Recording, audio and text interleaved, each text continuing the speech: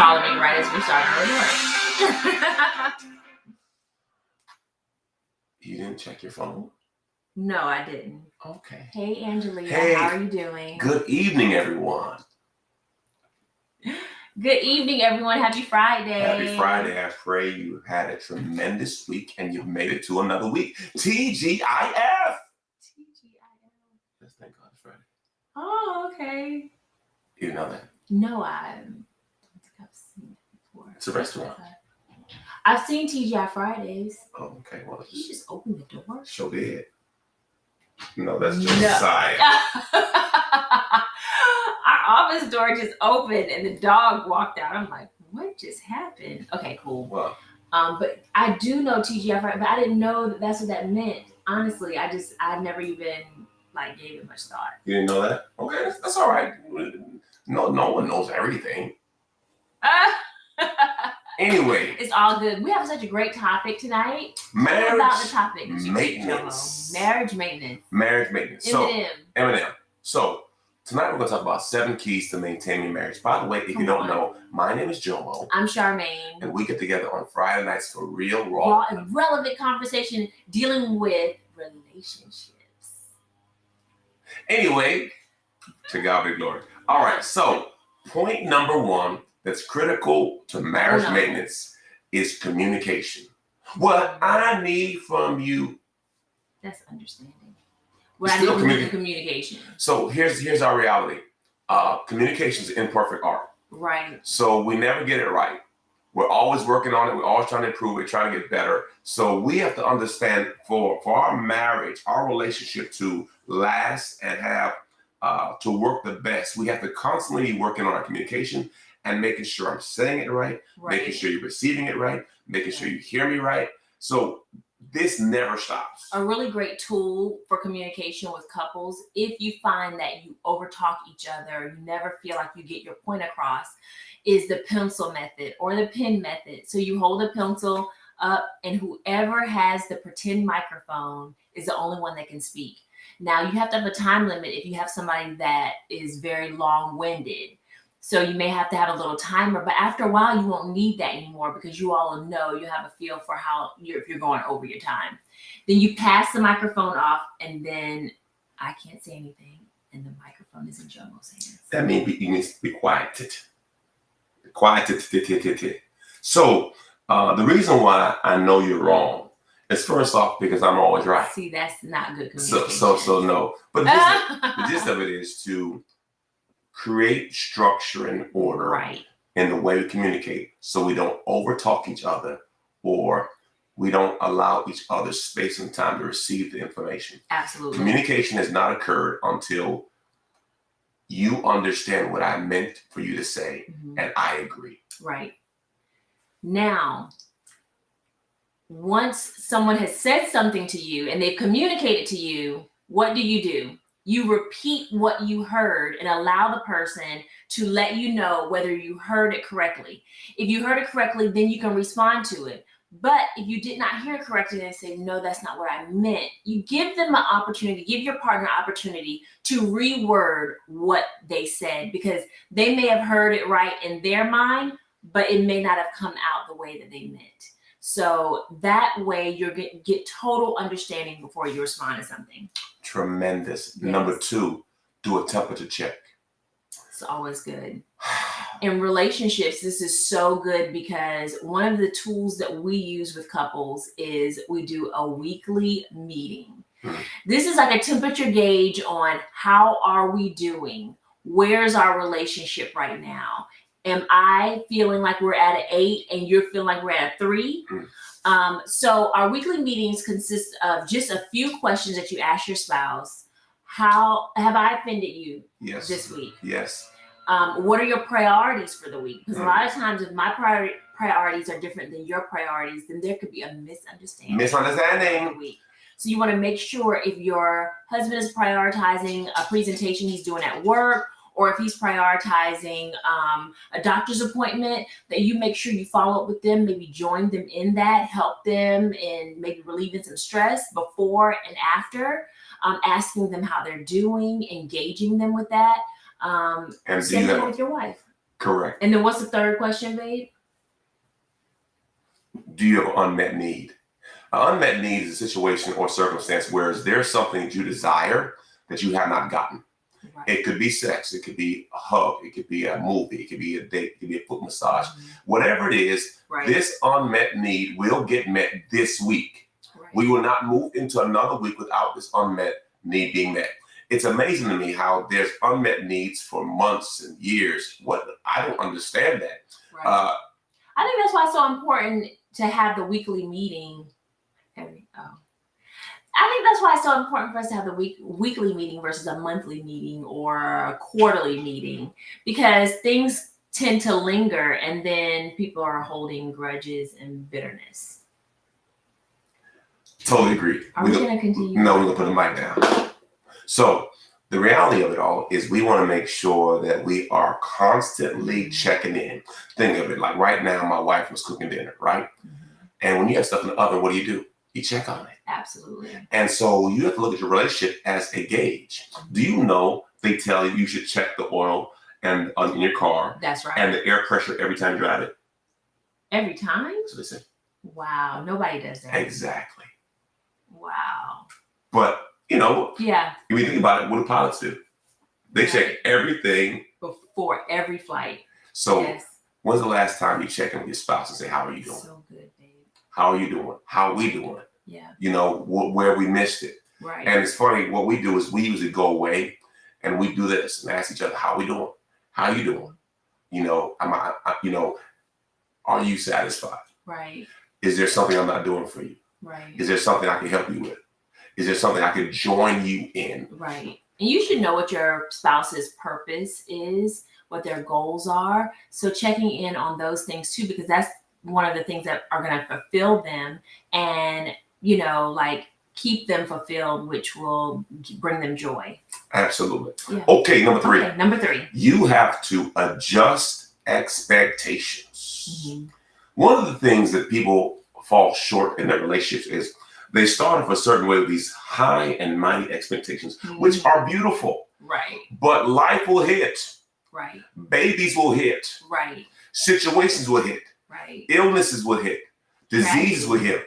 All these things will come in, and you will have to adjust your expectations. Right. God may give you a word. Right. You may have to move. Right. You may change careers.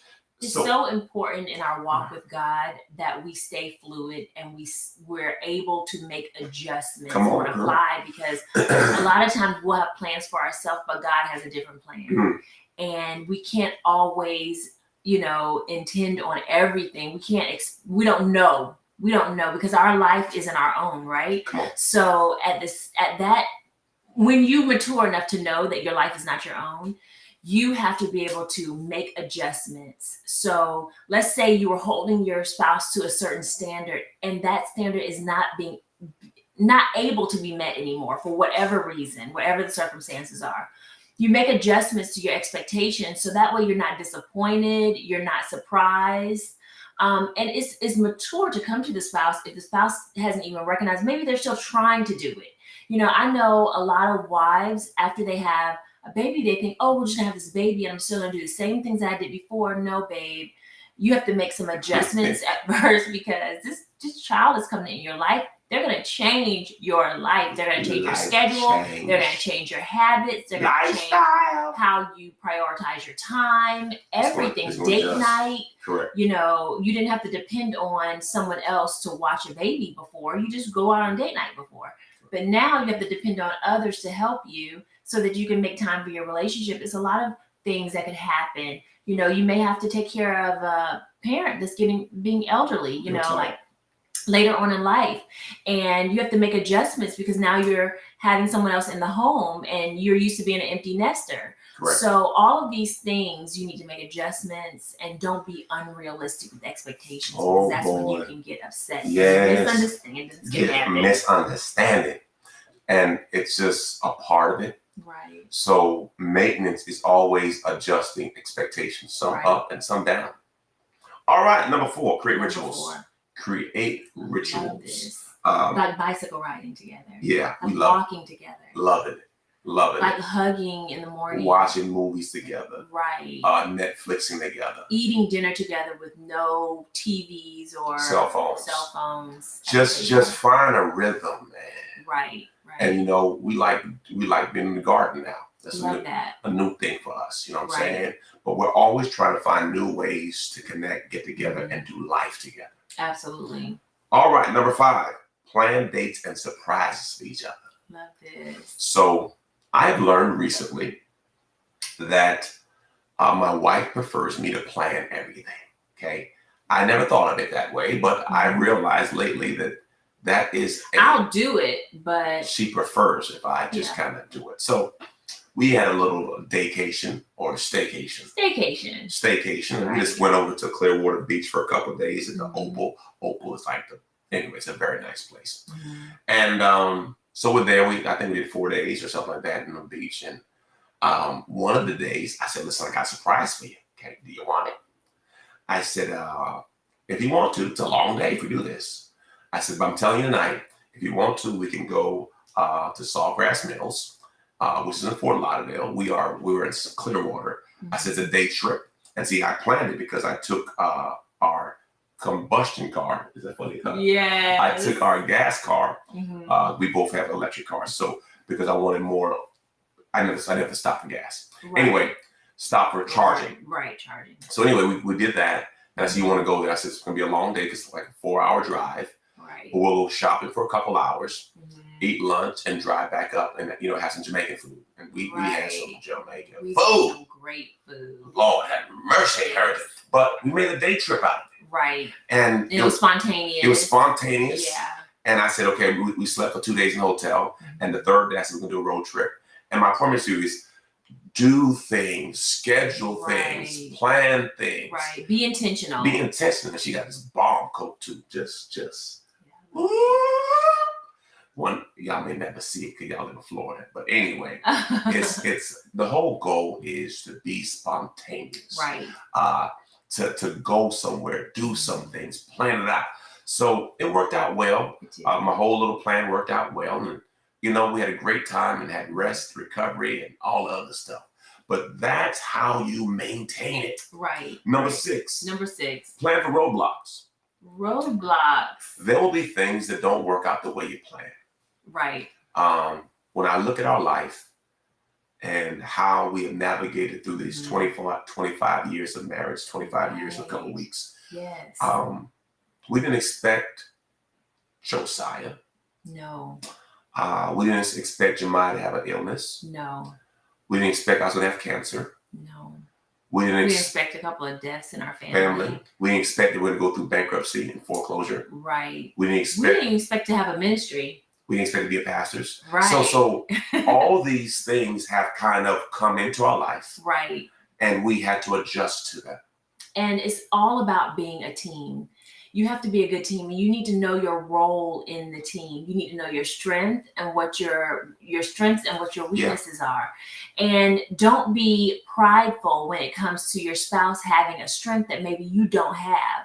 Right. Backing off of that and allowing them to shine in areas is a way it's humbling, and it's a way for you to cheer them on and give them accolades and make them feel good because, that's a part of you. Correct. You're one. So there's no competition in it. It's just, you being a really good team and making adjustments. When you think about a football game, and I'm probably going to. No, you're doing good. You're doing good, girl. When you think about a football game, when there's a turnover, what does the other team try to do? They try to get that ball back. They don't stop playing just because there's a turnover, right, babe? You were talking good, girl. You're talking good. You've been trained. Right. And they don't snatch the ball and go home. They continue playing. So you have to make adjustments. You have to make adjustments. The surprises and roadblocks. That's good. And our last point for tonight, you got to know where to go for help. I think this is one of the major issues we have in our communities is that we don't have a place to turn to when we need help. So then you go to the wrong people, giving you bad information, and you end up messing it up. We were in art and marriage class last week, And a sweet couple, I'm not calling no names, they came to our church and they said, we came here because our marriage needed help. Right. And they just so happened to be in our group this week. Right. And just hearing. It was such a blessing, and to God be the glory. Yeah. Because, when you see, like, I know when we first got married, community was everything for us. Yeah. We found a Bible study. Well, Jomo found a Bible study that was just full of couples, married couples, trying to walk their journey out with God and trying to do it in a godly way, keeping God at the center of their marriage. And it was so important for us at that time, that pivotal time. We had just gotten saved, for us to have that community and that support system and be able to ask questions and what do you do about this? And this is happening. And what is your thoughts? And just get that wisdom. And we soaked it all up so much so that I didn't want to leave the environment. Like, correct. It was such a great environment. It changed us. It really did. It changed the trajectory of our marriage. Mm-hmm. And so you have to find your tribe. Right. You need to find some people who are further along in their marriage journey than you and follow them. Right. And listen to them. Right. We had a couple in our group, they were snowbirds, had been married 40 plus years. Yeah. And they said, what's the key to success? Keep learning. Keep learning. Keep growing. Stay humble. Don't get stuck. So I don't know where you are tonight in your journey. Okay. And I don't know what your plans or goals are, but what I want you to know is if you can focus on improving and getting better in your relationship, right, it can work for you. Absolutely. It's funny, we got a book called The Mechanics of Marriage too. Oh, so good. We ain't even pushed it out yet, like we should. Yeah, we should. We have your book here. Yeah, but How to Hear from God. It's on your website, I believe. But neither here nor there. Our whole goal is for us to work on improving our relationship. Absolutely. And yours too. Right. Well, I hope tonight has been a blessing to you. It's been a blessing to me. I've been sitting with this beautiful girl. Praise God tonight. Been with me for 25 years. Married for 25 years. Yes. And I am so blessed and fortunate to have a ride or die chick like this. And I hope you have yours. But anyway, I love y'all. Have a great night. Remember, love, laugh, and learn. God bless you. Bye-bye. Good night.